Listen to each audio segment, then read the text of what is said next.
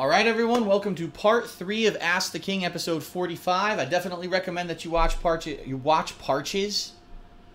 I can't speak English. I definitely recommend that you watch parts 1 and 2 first. Lots of great questions that were answered. Lots of information was relayed. That's very important. Now on to part 3, and we've got tons of questions to get through, so we're going to jump right the hell into it. Okay. Next question is from Brains. That's how he spells it. And his question is, hey Phil, I'm a longtime fan and follower. I was just wondering what your opinion on Capcom is not releasing a brand new Resident Evil title, which had been rumored for months, but releasing a remastered version of the Resident Evil remake. With rumors of Capcom struggling, the next step for them would have been to remake Resident Evil 2. Not only have fans been waiting for it for years, but they'd also jump to buy it. I feel a remastered version of a remake that we already got 12 years ago isn't the right direction Capcom should be taking, as Resident Evil 1 is the most re-released game of theirs anyway. Listen, Capcom is in a downward spiral. Capcom is unfortunately one of those companies that I don't know if anything's going to save them. Even when they say they're going to do something and then they don't do it. You know, they rumored after Resident Evil 6 came out, and critics panned it for saying it was too action-based and this wasn't a survival horror game. Capcom announced, alright, the next Resident Evil, we're going to go back to our roots. We're going to try to make it more traditional survival horror. That was 2 years ago. We've heard nothing from them. Now they announce, oh, we're re-releasing the first game again. And it's like, how many times can you freaking re-release the same game? And I agree. You had the original version. There was a director's cut. There was a GameCube version. I believe there was a mobile version at one point. There was like, you know what I mean? And how many times? And so this new version that Brains is talking about, they're taking the GameCube version, which I believe they said was like 70 to 80% new content and 20% original content from the original Resident Evil 1 game. And they're going to update it to HD visuals. And that's it. So an HD re-release of a game that's been out for 12 years. Is this going to do anything for Capcom? I hate to say it, but I think Capcom is in such dire straits financially, they don't have enough money to dedicate towards a big budget title. I'm sure they want to make Street Fighter V. I'm sure they want to do Resident Evil 7, but they lost so much money. They pissed away so much money with that stupid DMC reboot, with, you know, Resident Evil 6 flopping, with Street Fighter Cross Tekken, which flopped. It's just so many flop after flop after flop that they don't know. And again, keep in mind, they lost the Marvel license. So they could have released another Marvel vs. Capcom. Nope. Because after Ultimate Marvel vs. Capcom 3, they lost the Marvel license, couldn't afford to renew it, and now they can't make one of those. So there's really, what are they going to make at this point? Devil May Cry flopped. They claim that they're trying to make a new Devil May Cry. Is it true, or is it more bullshit? Will they say, oh, we're re-releasing Devil May Cry 1 in double HD? I don't know. I guess we're going to have to see what happens. It's sad that that company who could do no wrong in the 90s is now... okay. Like a deflating balloon. Alright. Next question is from Let's Jet Go. He says, hey Phil, since you said that you've ordered a 3DS capture device, and if you didn't watch part 1 of Ask the King, I gave you an update about it in there, so watch that part. I wanted to know, will you be playing the new Pokemon game that's coming out? If I remember correctly, you said when you played Pokemon X or Y that you enjoyed playing the game. I think you would really enjoy the next one that's coming out, and I'm sure your fans would love to see you play through it, especially fans of the series. Excuse me. Truth be told, I've never played a Pokemon game for YouTube or anything because, quite honestly, I couldn't. They're always on handheld devices, right? I don't know if there would be interest in seeing me play Pokemon for a couple reasons. Number one, they're very long games. There probably would end up being 100-plus part playthroughs that would take up a lot of my time versus doing other stuff. Number two, they're on the 3DS. They're not, you know, amazing graphics or whatever. Number three, though, and this is the most startlingly apparent one, they're basically JRPGs. And people just don't turn out for JRPGs. I'm playing one right now, Tales of Exilia 2. I'm loving the game. No one's watching it because it's a JRPG and they have this fucking stigma and people in Western audiences don't like JRPGs for some reason. So I don't know if me playing Pokemon would translate. I'm sure there's probably already tons of people who are playing Pokemon already who've been doing it for years. That being said, yes, I did play Pokemon Y. It was the one I played, Pokemon Y, not X. And I did enjoy it, and it is basically exactly the same freaking game that I played back in the 1990s. They didn't change it at all. It's really the same formula, very little differences. And I was able to basically turbo my ass through the game and just destroy it. I never lost a Pokemon fight. It was just domination the whole game. And I don't know if people would be interested in seeing me play Pokemon or not, because again, it's a gamble. If I play it and then I don't play something else because of it, and oh, Phil, why'd you play this boring, long RPG game? We told you we don't like those, and now, you know, it's like I'm damned if I do or I'm damned if I don't. So, I don't know. If you guys are interested, again, another thing to leave in the comments, to tweet to me at TheyCallMeDSP, would you like to see me play this Pokemon Sapphire, fucking Emerald, fucking, you know, Cubic Zirconia bullshit, whatever the fuck it's called, let me know. Okay, next question. Have you ever had an interest in encounters, boss or otherwise, that were specifically crafted to challenge the player on a higher level? With yourself being a fan of Final Fantasy, think of these super bosses. Have you ever gone out of your way to seek these in-game challenges, and if so, why? I recall you saying you don't gain a sense of achievement from doing such things, and that's from Bulzavar. Well, I guess what you could talk about is that there's two different classifications. There's secret side content, and then there actually are bosses put into certain JRPG-style games that are incredibly difficult just for the sake of having an incredibly difficult challenge. So some come to mind.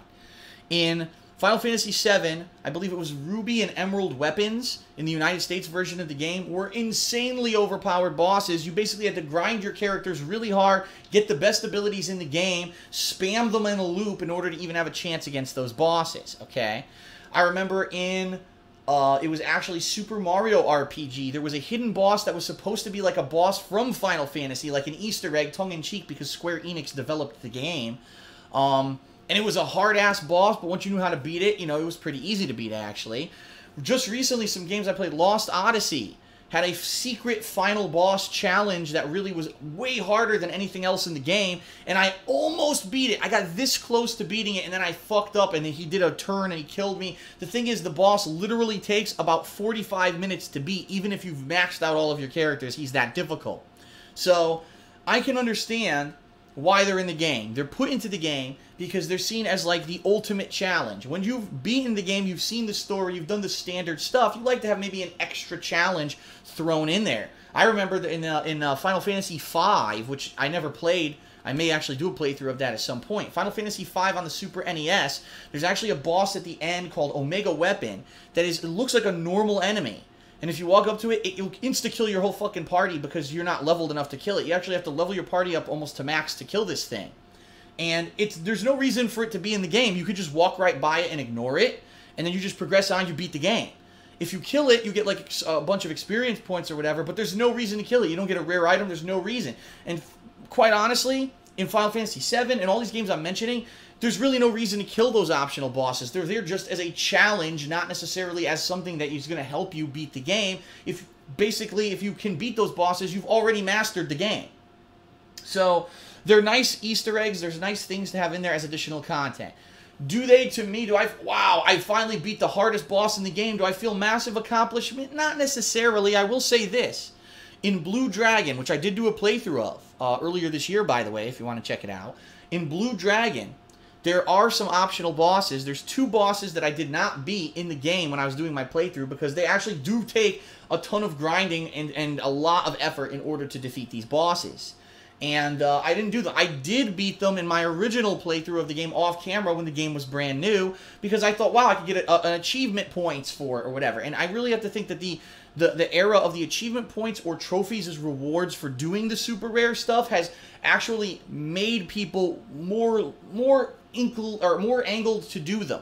Why should I kill the super boss if I get nothing for it? Oh, well, now you get achievement points or a trophy. Now I'll do it, you know? So even though those things are completely worthless, some people, you know, feel a little extra push or a little bit of extra effort, and sometimes, I'll be honest, I do too. Sometimes I'll do that collection quest or I'll fight that super boss to try to get an achievement or to get a trophy for it. Okay. Next question. Let's see here. Actually, I didn't really like this next question. I'm going to skip that one and go on to the one after it. Okay. This one is from Master of Awesomeness, and he asks, Hey, Phil, Since my question was deleted to the forums dying, I'll post it again. Recently, ESPN 2 aired the International Dota 2 tournament on their channel. What's your reaction to this? Also, how do you feel if ESPN and Fox Sports began airing other video game tournaments such as EVA? Interesting question. Well, actually, the truth of the matter here is that since the late 90s, when there was B5 and there was EVO and it started, I believe in 2002 they started EVO, I'm not 100%. Everyone talked about, gee, why don't they broadcast fighting game tournaments on television? Now, keep in mind, this was before the era of live streaming on the internet. Internet was nowhere near as good as it is now. You couldn't have things like Twitch TV where you could live broadcast a tournament. So these tournaments really only had viewership of people who attended in person, word of mouth from people who were there, people who had to happen to record a camcorder. Keep in mind, back then, again, there was no way to distribute the camcorder footage.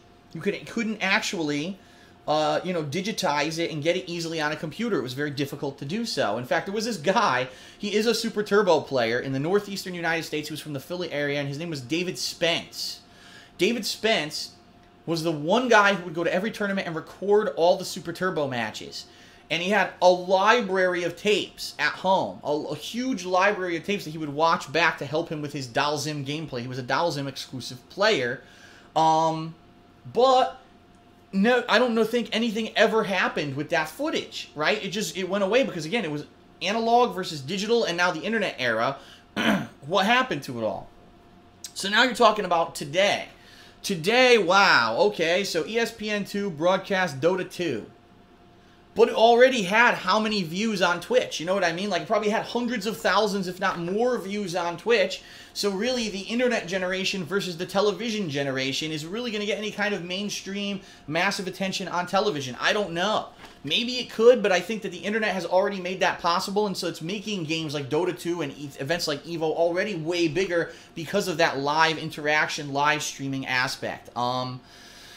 If you would ask me the same question 10 years ago, I would have said this is huge for games. Now we're going to get televised and everything's going to be televised. But being that now Twitch TV is the leader of streaming, I don't know if it really is even going to be doing anything bigger like that anymore, quite honestly. So, all right.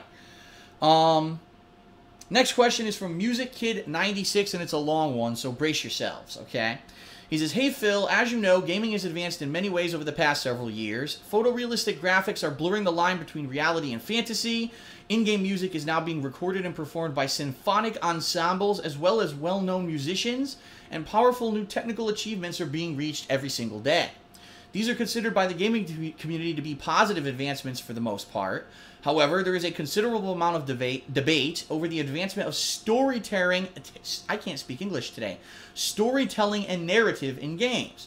Games such as Heavy Rain, The Walking Dead, and Beyond Two Souls are considered masterpieces by many gamers because of their unique and enthralling narrative experiences. But on the flip side, on the flip side, there are gamers who hate these games and claim that they're barely even games at all because of the developer's intentional limitation of gameplay in order to provide a stronger story. I'd like to hear your opinion on this topic. Do you think that game stories have advanced in a positive way? Do you think a game's narrative could actually detract from the overall experience? Finally, do you think more game developers will experiment with taking a narrative-heavy approach after seeing the success of the games I listed above, resulting in a possible new trend for the current generation? Thanks for answering. Okay. This is a hot topic within the gaming community, within gaming in general, is gameplay, story, balance. A game, a video game, is supposed to be something that is digital, that has interaction, okay? But no one can seem to say, is there a criteria that there should be this % of interaction gameplay and this % of story narrative? And you've got games that really, really push the envelope. Some people said Beyond Two Souls couldn't even be considered a game because technically you can't lose. There's no way to die in the game and fail. You have to continue on no matter what. What about games like Metal Gear Solid 4 where Hideo Kojima put in like some ridiculous amount of hours and hours and hours of cutscenes in between the interactive segments? What about a game like Heavy Rain where really, again, yeah, arguably the gameplay is kind of secondary versus a murder mystery that's going on, and that's really what's enthralling about this game.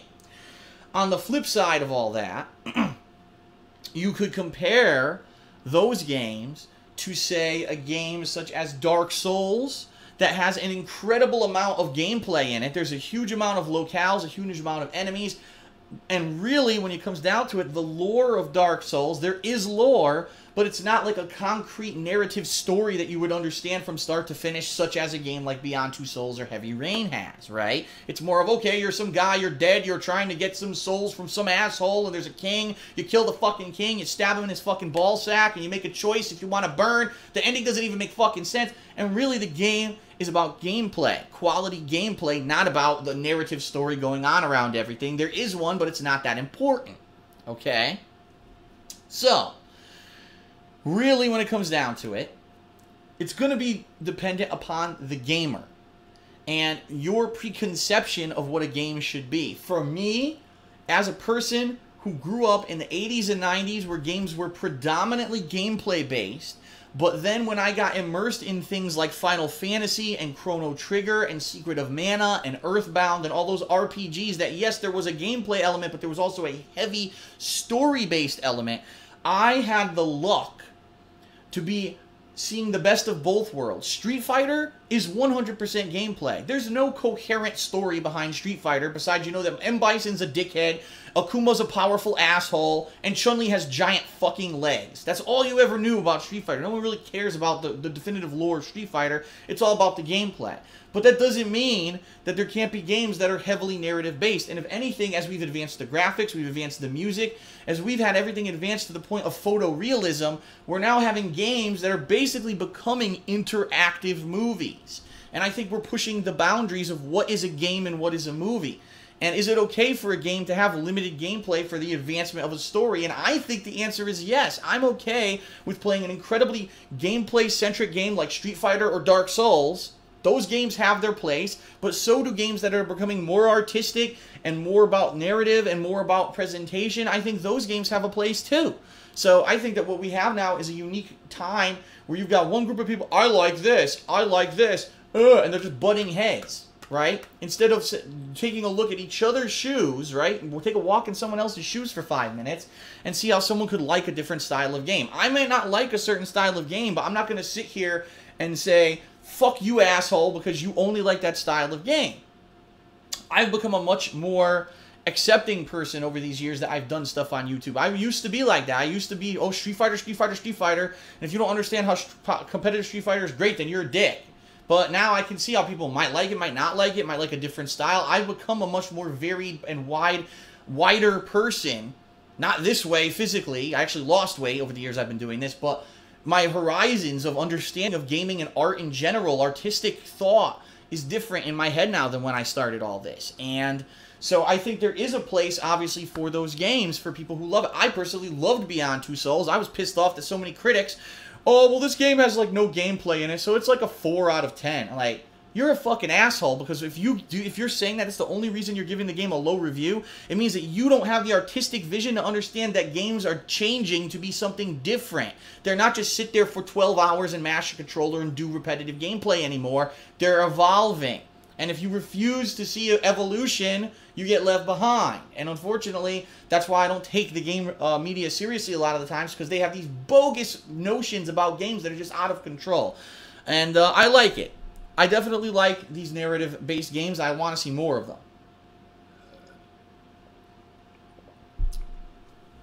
Okay. Next question. Hey, Phil, I'm a longtime fan, and I've been watching your videos since 2010. I'm just wondering why you seem to dislike Hideo Kojima so much. Here we go again. I know most of it is just your joking around about how he excessively has his name in the credits and opening cutscenes of his games, but I feel some of the things you say about him have genuine malicious intent behind them. One example is during your recent PT playthrough where you got angry and said things like, Kojima is sitting there smoking a doobie and he doesn't know how to make games, and other comments of that nature.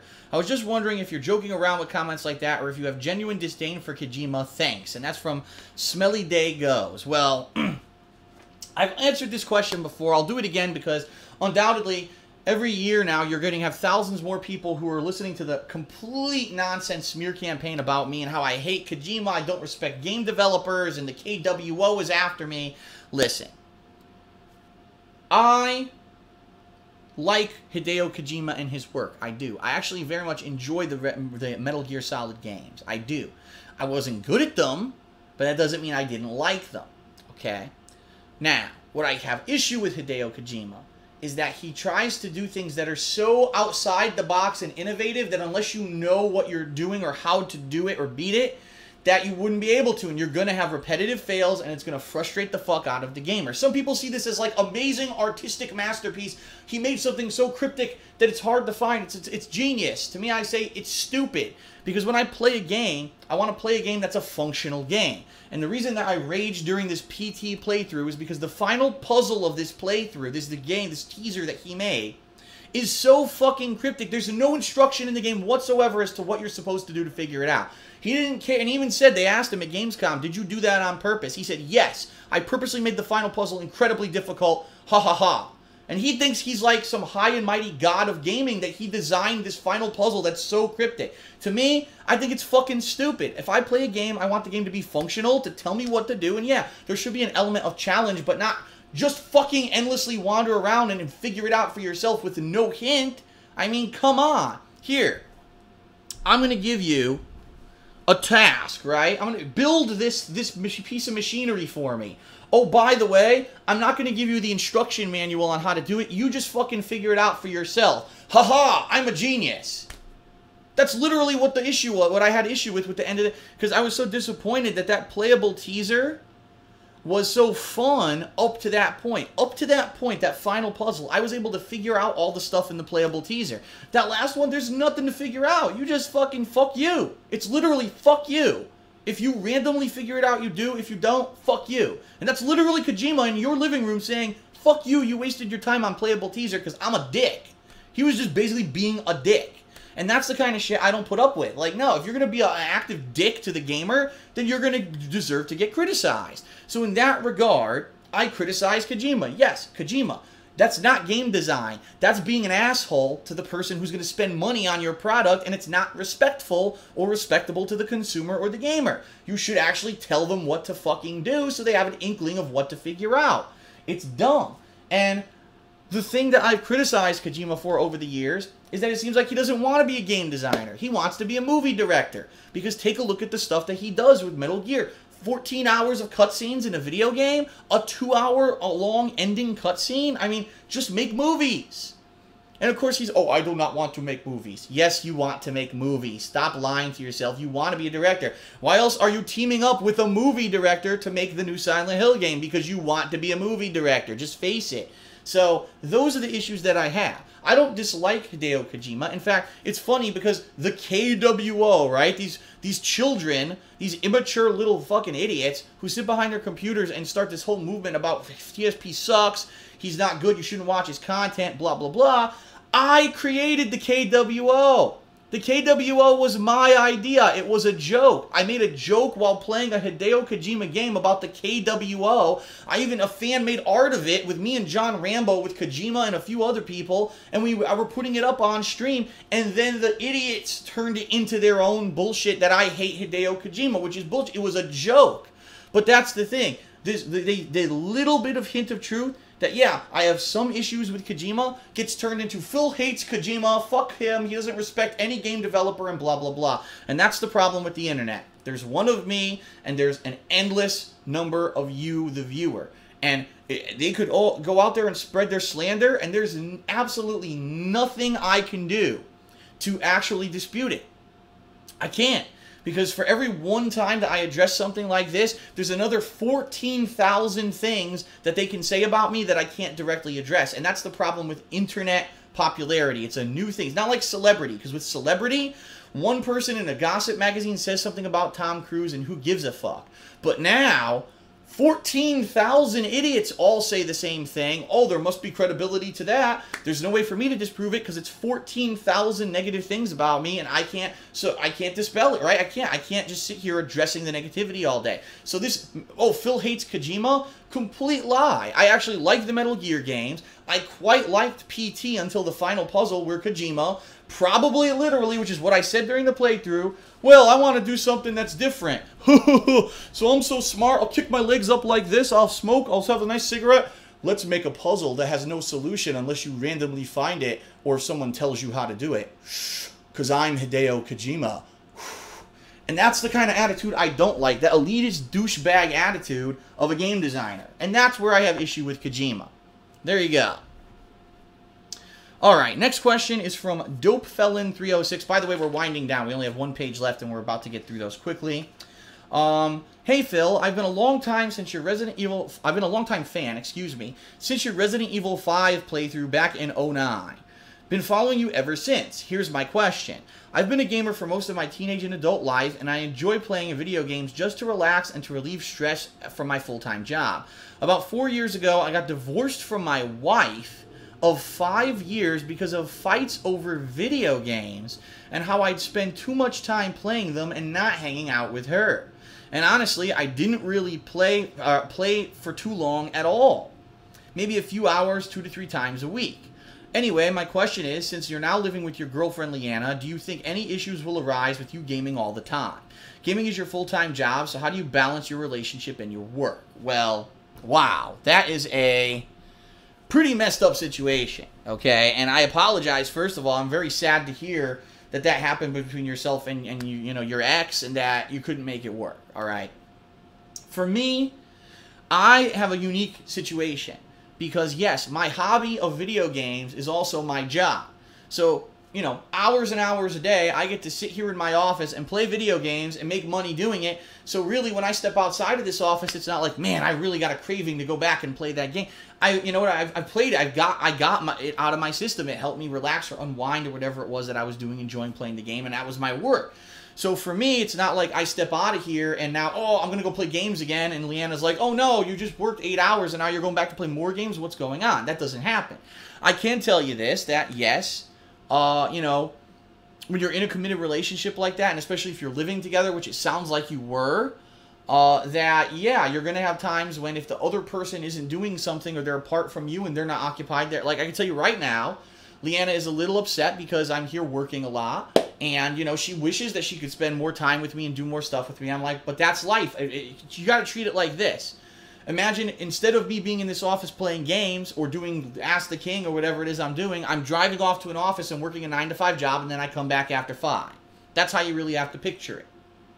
So, in this situation, it's a little different. You had your marriage, you had your full-time job, and then you had your hobby, and it seemed like there just wasn't a lot of time management in there, where you'd be playing and your wife is upset, why aren't you spending time with me? But you're like, but I'm not spending a lot of time on games, only an hour or 2 a day. From her perspective, she doesn't see you all day because you're at your full-time job, and now you come home and the first thing you do is game. You know what I mean? I can understand. I can see both perspectives. For you, if you're only playing an hour or 2 a day, that's not unreasonable, and you need it to unwind. For her, maybe you were her unwinding when you finally got home, right? I don't know. This is pure speculation. Obviously, I don't know your ex-wife. I know nothing about the situation. I'm sure as hell not a marriage counselor. But what it sounds to me is that there was time management issues there. And for me, because my situation is different, I'm actually able to play games as work and then step out of this office and get away from it. And I'm already, you know, feel like I'm unwinding or whatever. Or if I do unwind, for example, if you go relax on my couch, lay there with Leanna, and we're relaxing, watching television or a movie, have a drink or two, maybe play a little bit of a silly game on the iPad or whatever, that's our unwinding. Our unwinding is sitting here and doing a playthrough of Resident Evil. You know what I mean? So it's different. It's a very different situation. But yeah, I mean, this is what happens when you do have serious relationships and there's give and take from both sides, and it just seems like it wasn't compatible at the time. What I will ask, and I wonder how old you are, because you didn't list that, and I wonder how old you were when you got married, if you said you've been married for 5 years. As you notice, I'm not married yet. I'm in no rush to get married. I may eventually be married, but the thing is, you got to be sure, right? And right now, quite honestly, I've been living with Leanna for 2 months. So far, everything's so far so good. We have no major complaints. Every day we talk to each other and I, we're like, we love being here. And here she is poking her head in.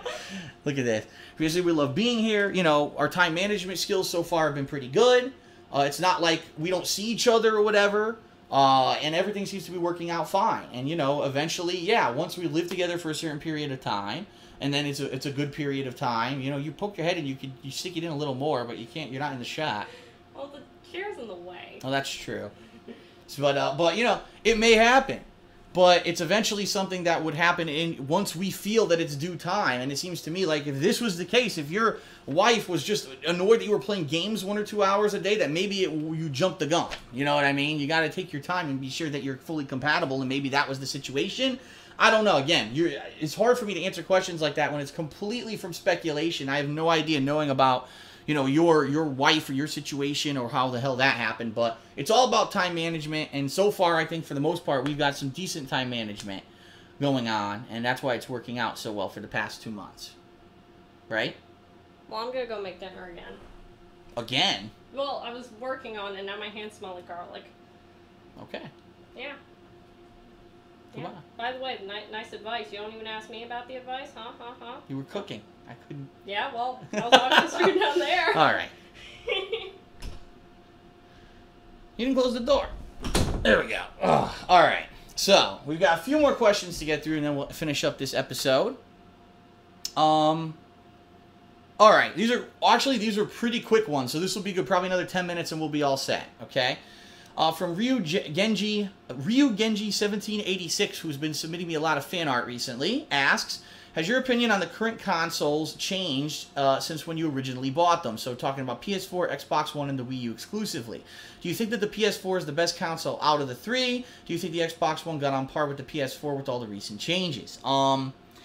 Initially out of the gate, I think the PS4 was the better console. But now that both consoles seem to have all the same similar features and all that, is there really a difference between the PS4 and the Xbox One? The only real difference that I can see is, number one, console exclusives, out of which I'll be honest with you guys, I haven't seen a hell of a lot recently, have you? There really haven't been a lot of console exclusives going on, so it's hard to say between the two consoles which is better. Number two, the graphics. And honestly, from recently, most of the games in 2014 that came out for both consoles performed better on PS4. They ran at 1080p and they ran at a higher frame rate. Will that change in the future as game developers are getting more accustomed to the new hardware? Probably. But right now, I don't think really definitively why would you buy the PS4 over the Xbox One or the other. I would say look at what the console exclusive games are that are coming out for the rest of the year. If you like the ones coming out on one console over the other, get it. If not, I don't see a reason. Now, if you're talking Wii U, the Wii U is a absolutely completely different situation. Okay, the Wii U is in dire straits. Nintendo now has almost no third-party support for this console. My Wii U is sitting there collecting dust, and there's nothing to play on it. And I really did. I thought that this year, that 2014 was going to be the year of the Wii U. But looking how things have stacked up, Donkey Kong Country Tropical Freeze, some of the lowest sales numbers for a Donkey Kong Country game ever. All the recent Mario games that have been coming out. Mario Kart 8 did become a decent seller. It hasn't sold anywhere near as much as the previous Mario Kart games, but became a decent seller and did actually sell lots of consoles. But now let's look at the rest of this year for Wii U. We've got Smash Brothers, and we've got Smash Brothers, because really, Smash Brothers is the only game that's been promised for us this year. We've been told, oh, Bayonetta 2 is coming, one or two other, Mario Party's coming, but they don't have release dates. Without a release date, I don't believe you, Nintendo, you know? So really, how many games have there been this year for Wii U that you needed to buy? Wii U, in my opinion, is actually in a worse position now than they were when the system released, because at least when the system first released, you had, oh, well, Nintendo's saying all these third-party games are coming, and all this stuff is coming, all this is finally a next-gen console for Nintendo, and if anything, we've seen that's not the case. The Wii U is not a next-gen console, it's the last-gen. It just caught up to where we were with the Xbox 360 and PS3, and now it's left in the dust. So, I just don't know anymore, you know? I don't know how Wii U is gonna survive. I don't think it will. I think it's gonna end up in the books as a huge financial loss for Nintendo, and they're gonna have to chalk it up and try something new because I just do not see any silver lining anymore for them with this console. Okay, next question: will you be making any more vlogs about Seattle? Maybe you could do a vlog series about you going to some music clubs in Seattle, since it has a colorful music scene. And that is from Stephen Fawn. Good question. And you know what? It's a fair question, because since we moved to this area 2 months ago now, we haven't gone to Seattle. That's right, we've been at home. We drove around the local area doing shopping, furnishing the house, getting my office set up, doing all this stuff. and we did not go back to Seattle. In fact, the vlogs that you saw from Seattle from April are the only vlogs we've done. It's the only time we've been in the actual city of Seattle. We're actually on the outskirts. So, the good news is, a week from tomorrow, so August 29th, there will be no gameplay streaming on August 29th. The reason being, we are celebrating Leanna's birthday. We're heading into the city of Seattle. I know that it's a death wish because PAX Prime is going down that weekend, and there's going to be insane amounts of traffic in Seattle that weekend, I know. But we're venturing into Seattle that day. We're going to be doing some fun stuff, including possibly going to the zoo. We're probably going to go out to dinner somewhere nice. We made reservations at a nice place, and we may just do a little bit of vlogging and shopping in the area as well. So there will be more Seattle vlogs coming a week from tomorrow. And that's going to be the content you're going to see that day. There probably will be gameplay videos uploaded to DSP Gaming, but they'll be from earlier in the week, stuff that I've already done, okay? So, there you go. That's the upcoming stuff. And, just so everyone knows as well, we are planning to start attending things in Seattle, including Emerald City Comic Con, which is the very first convention that's going to be here that we're able to attend because, you know, we can buy tickets. The tickets go on sale September 1st. We're going to buy tickets, and we're going to be there in March of next year. That's really probably going to be the first event, public event we're going to be at where we can meet up with people and also just kind of do vlogging of a convention in this area. Okay? All right, and now real quick, a few Twitter questions, and we'll wrap up this episode. From Myth Known as JD. He says, in WWE 2K15, there may be a My Career mode similar to My Player in the NBA games. What would you like to see in it? I would definitely like to see amazing amounts of customization. I would like to see storyline setup, so you can say what kind of storylines you want to be involved in if it's possible, or cool simulated storylines that are already there that they throw you into. I would definitely like to see variety in gameplay. Can you do tag team matches? Can you be in the Royal Rumble? Can you do all the different events over the course of the year and be involved in them like a top WWE guy? Versus in previous years, it was kind of like you were stuck in this story. Oh, it's the Royal Rumble, but you're not in the Rumble. You're having a stupid tag team match against two rivals. That was really dumb. I think that they could do better than that. It'd be interesting, though, to see what exactly they do with this. Can you have a manager? That'd be cool. You have a manager with you the whole time. I don't know. I'm very interested to see what they do with it this year on the new consoles, and we'll leave it at that. All right, next question is from Travis Jones 39. It says, are you going to play Resident Evil 3 anytime this year? The answer, quite honestly, is no. I am not going to be playing Resident Evil 3 this year, just like I'm not going to be playing Jak 3, Ratchet and Clank 3, Devil May Cry 2. I played a few games from those collections this year. That's going to be it for this year. Now we're heading into the hardcore gaming season. It's going to be far too busy to play any others of those series. But there's always next year when you know there's going to be tons of downtime and I can return to those games. Okay? Next question from Stephen Williams. He says, how is Pandalee's job hunt going? I'll be honest with you. It's hit or miss. She did get offered 2 jobs. One job was unfortunately an hour away driving, so she couldn't take that one. Then she got offered an overnight stalker's job at a local business, to which she turned it down because she would literally have to be asleep when I'm awake and awake when I'm asleep. She'd have to completely change her sleep schedule. On her days off, she wouldn't be able to spend time with me because her sleep schedule's screwed up and she wouldn't be able to wake when I am. It was just not worth it for what it was. If this was like a management level position where she was getting paid tons of money, yeah, it would have made sense for her to take the job. In this case, it was a really kind of just like entry-level position. It didn't make sense. So the job hunt continues. I know she's still applying around for different places. And, you know, obviously we're hoping, fingers crossed, that things turn out well. She gets an interview at a place that she likes, and we go from there. Okay. Next question. Oh, this was from the Arid Lord. He says, do you have plans for a Christmas special this year? And if so, we'll use your green screen. I'm going to be honest with everyone. I have absolutely no thought in my head yet about the Christmas special. Do I want to do a Christmas special? Absolutely. Am I planning on doing one? Yes. Every year I do one. I will do something Christmas related. I don't know what the hell the special will be because, quite honestly, I've been so busy moving and then trying to get back into work and keep you guys entertained, and now we're going into the hardcore gaming season. I'm thinking that probably near the end of November, as things finally start to slow down, I'll start to have a better idea of exactly what it is that I want to do for a Christmas special. Yeah, absolutely. I have a green screen. I could film all over the house. So I have all these filming locations I can use now. I have a backyard, so there's a lot of potential for me to do stuff. I just have to brainstorm an idea first, and I really haven't had any ideas yet. So I'll think about it.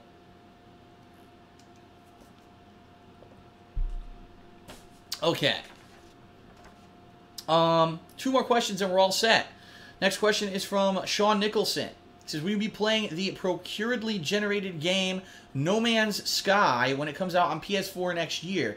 So I heard about this game. Apparently it takes some algorithm and using pre-existing things, it'll randomly generate a world that you play in, and in case you're flying a plane or something. It seems like an interesting premise, but I have to wonder, is this a game that's going to translate into something that's fun or just really random and weird? I don't know. I'd like to see more on the game, but I am interested in it. I was intrigued by it when I heard about it at E3. Alright, and then, finally, the final question for this episode of Ask the King from Gaming Row. He says, considering you're so busy now and that doing reviews takes time, will you do a video of first impressions of upcoming games? Well, let me put it this way. Sorry, I'm grabbing all the papers off the floor. I have done first impressions before when it came to certain games like Heavy Rain. I believe I did one for Beyond Two Souls. I'm trying to remember if I did it for others. And people seem to like it. They like to know, gee, oh, you've only played the game for a day. What are your initial impressions of this new game or franchise or whatever it is? So, yeah, there's potential that if I get a chance, okay, I finished my first session of a game, I just set up the webcam real quick, I talk about what I think about it, boom, right? But I don't know. Would you prefer to see a first impressions video, or would you prefer to see a formal review afterwards? Formal reviews, yes, would take a hell of a lot more time.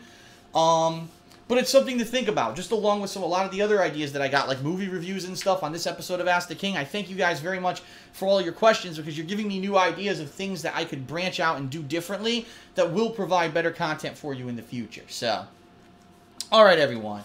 Ladies and gentlemen, this has been an extra long episode of Ask the King. I appreciate your patience. I thank you for being here, whether it was on stream or if it was on YouTube. Please spread the word, especially about some of the common questions that I did answer, and a lot of people wondering about the fate of certain things and things coming up, and I gave a lot of useful information in this episode, particularly in part 1. So please spread the word about that and check it out at your convenience. Thanks for being here. I want to let you guys know, the next episode of Ask the King will be in 4 weeks' time, September, I believe it's 18th. Hold on one second, I'll give you the exact date.